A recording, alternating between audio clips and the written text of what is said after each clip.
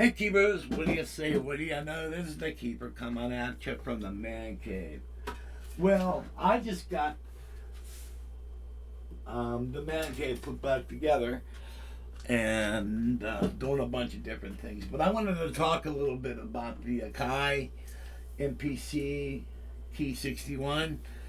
Okay, well, some of you guys are under the impression that I plan to use it as a live keyboard in my rig.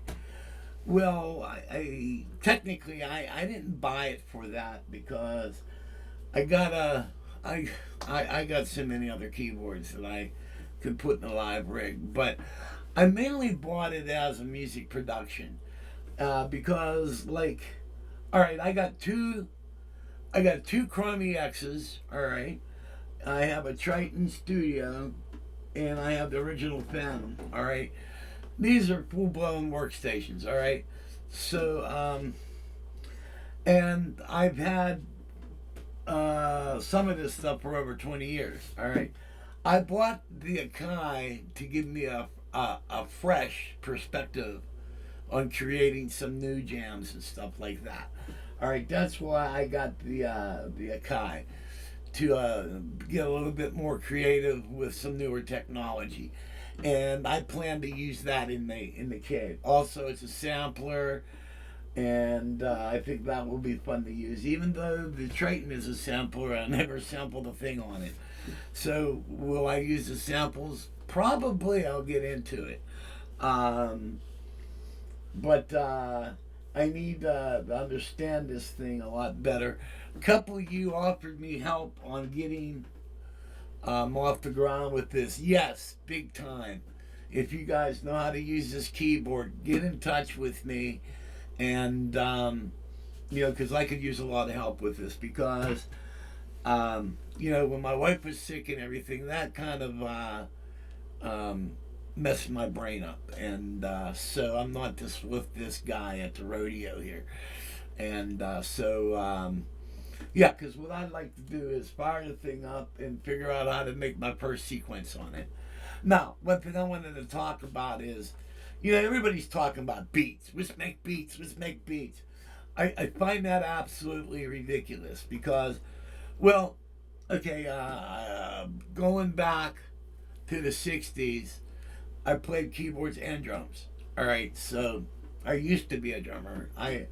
I play drums here and there, but I'm really good at handwriting drums on the keyboard. But making beats, that's so easy to do. It's I find it a kind of comical that, oh yeah, let's make beats. Let's make beats. Like, no, let's write songs. That's where the talent is. All right, and where a lot of these guys buy this thing to do hip hop. I'm not going to be doing hip hop. I'm going to be writing real music with this. All right. So this is going to be actually used as a real musician would use it. All right. And that's the way I have plans to do it. I posted one video up on the organ controls. The organ is a pretty mean sounding organ. I was very impressed with it. But some of the guys commented they weren't really impressed with a lot of the sounds on it. Well, everybody has their opinion, and I respect that. But approaching this as a baby boomer and an old schooler, I think this has a lot of great sounds on it. But I'm an Alan Parsons, Pink Floyd type of guy. I like all these synthesizer sounds and all that stuff. So I think this will be a really cool keyboard to do things the way I want to do it. So, but yeah, I need a little help getting off the ground on this. A lot of the manuals, it's kind of written like you're a rocket scientist or whatever. There's a lot about this I don't understand, and I'm gonna have to figure a lot of this out by trial and error and stuff. But I wanted to let you know that's my plans for the Akai keyboard to create and come up with some new. It'd be nice to come out with some really cool jams, then walk over to the B3 and play along with my B3, or you know, maybe use whatever. You know, I got a lot of cool stuff here, and to play along with and make some really cool videos. So that's my plans with it. I got a video. I got to edit the video, and when I'm done doing that, that will be posted. And what it is I had two mixers that needed repairs, and one repair was cold solder joints, and the other repair was dirty sliders and faders. All right, knobs and stuff like that. This is stuff that you would normally send the equipment out to a technician, but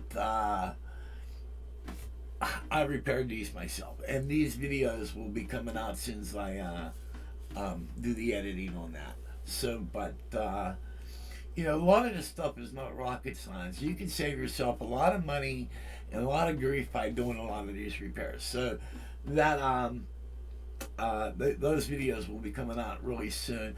I got some more videos on the Astrolab, and I'll be posting those out real soon.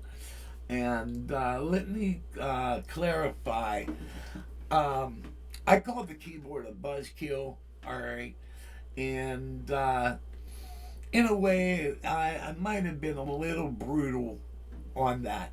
The keyboard itself was, I had fun messing with it, but to make a monthly payment on it, what was the, I think $144 a month, to make a payment like that for 12 months, I didn't think the keyboard offered enough to do that, all right.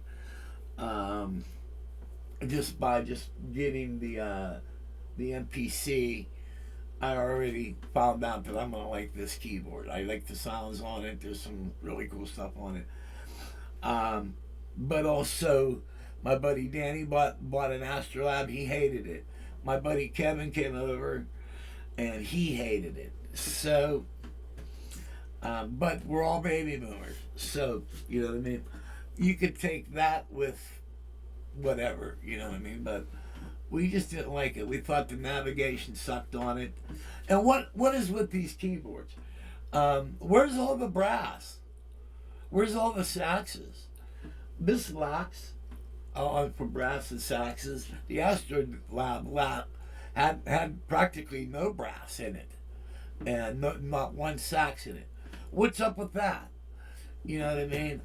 I don't understand where this is all going. It seems like we're going backwards. You know what I mean? So, and what's with all these keyboards getting wheels on them? The joystick is the shit, man. And so I don't understand why they keep putting wheels on. You know, you can't do like where like Jethro Tull. You can't do that on a wheel. You can do it with just by like that with a joystick. You can do that as flutters and shit like that. I don't know, man. I'm very disappointed in a lot of this stuff because I'm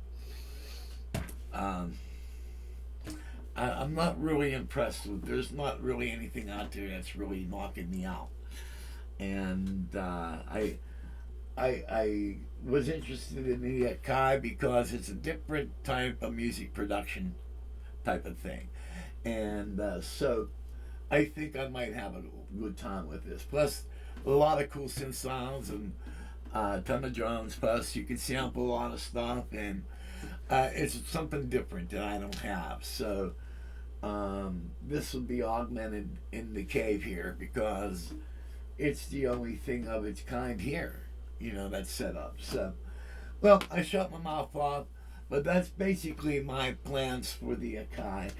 Those of you who know this keyboard pretty well, get in touch with me, and I wouldn't mind doing some phone call, and maybe you guys can, unless you made a video on that. There's no videos like this, how to get started. All it is, how to make your first beat.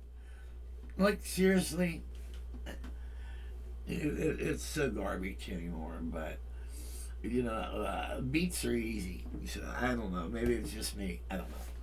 Hey guys, God bless. See you when I see you. Oh, the other thing is, you got the. Here, let me move the camera so you guys can see it. The one thing.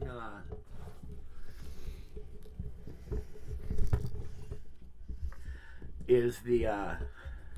Do a little zoom zoom. All right. I got the module rack all put together. You know, and the thing was is getting it all hooked up and everything. Then I find out that this Mackie mixer, which is only a couple years old, was this one right there, screwing up on me, and it was the mute buttons, and I wasn't getting the left or right signal out of it, so I had to go in and clean all those buttons, and now the board works like it's brand new, but you'll see a video on that. But that set me back, you know, because I wanted to hook everything up and get rocking. Then I got everything that were pretty well hooked up here. I got brought the Numi in. Then what I'm thinking about doing is over here. I'm thinking about, because I got this. I bought these. These are on sale at Amazon. These are those hospital tables. All right. And what I'm thinking about doing is taking the Gaia and putting the Gaia on this table. That way I can slide the Gaia around. And then take this mixer here, move it down to here. All right. And this will all be empty. And that way I could put one of the chromes up here. Because the chromes are used in a live rig. So, I need to get those chromes up and have an area for those so I can do programming for the bands and stuff, because I play in 2 bands. And so that give me a nice area to work on the chromes, because the 73 and the 61 both fit up here. So I just gotta do some disconnecting and put it back up there, and it'll be right there. So that should be pretty cool. So, and then I have the controllers all hooked up. I think right now I'm using 3 controllers, and there'll be a 4th. I'm gonna make the Triton the 4th controller, and so there's one controller there. The Sonic MR76 is another controller. The Numi is one. All right, and the Triton is the 4th controller. All right. So we get to use all the stuff there, and we'll get back to this stuff too. But I've got a lot of stuff to keep me occupied, and so a lot of work to get on these. So, okay, guys, God bless. See you when I see you.